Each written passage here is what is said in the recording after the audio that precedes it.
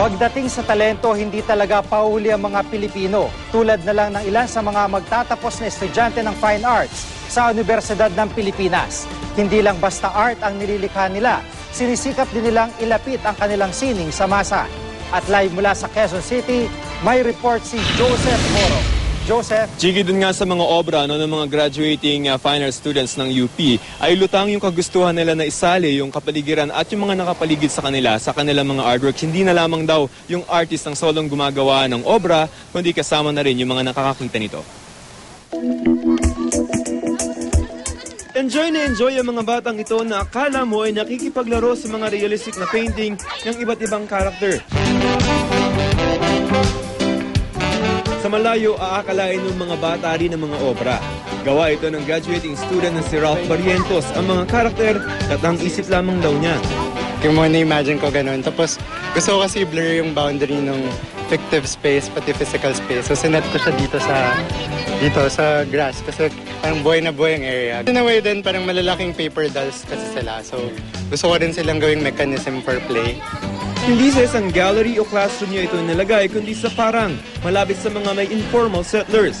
Bawal daw sila dyan sabi. Ito ang ginawa mo? So dito ko siya sinet sa parang accessible ng lahat. Ang saya-saya namin ngayon. Dahil magandang ginawa nila. Parang tao yung ginawa nila, tsaka ang maganda. First time niyo bang makakita ng ganyan? Opo! Gusto niyo pa makakita ng marami ganyan? Opo!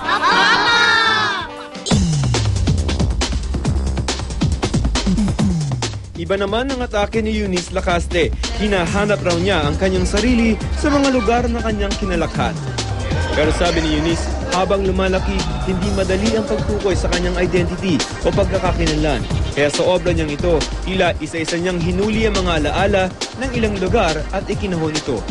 Kunyari, bata ko, dito ako nag-aral, tapos nilipat kami doon ako mag-aaral. Tapos mahirap sa akin kasi parang mahirap maghanap ng kaibigan, tapos biglang magbabago ng environment mo. Parang nawawala yung identity ko dahil wala akong permanent space. Itong gawa ko, binabalik ko ngayon yung kung paano natin makonstruct yung place.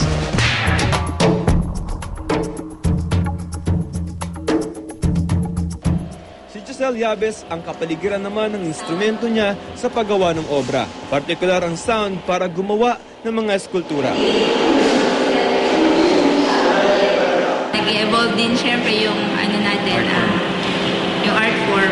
Tapos with the use of modern technology, nakagawa tayo ng ibang means para makapag-create ng art. Ayon sa art professor na si Professor Leo Abaya, hindi na raw solo ang isang artist sa paggawa ng obra at ng kahulugan nito. Malakas yung element na gusto nilang ma-engage yung viewers. In the sense, when I say engage, gusto nilang kasama sa meaning-making yung viewer. I think it goes back to yung sinabi ni Hal Foster na in contemporary art practice, the viewer no longer is a passive contemplator of the aesthetic, but more of a participant.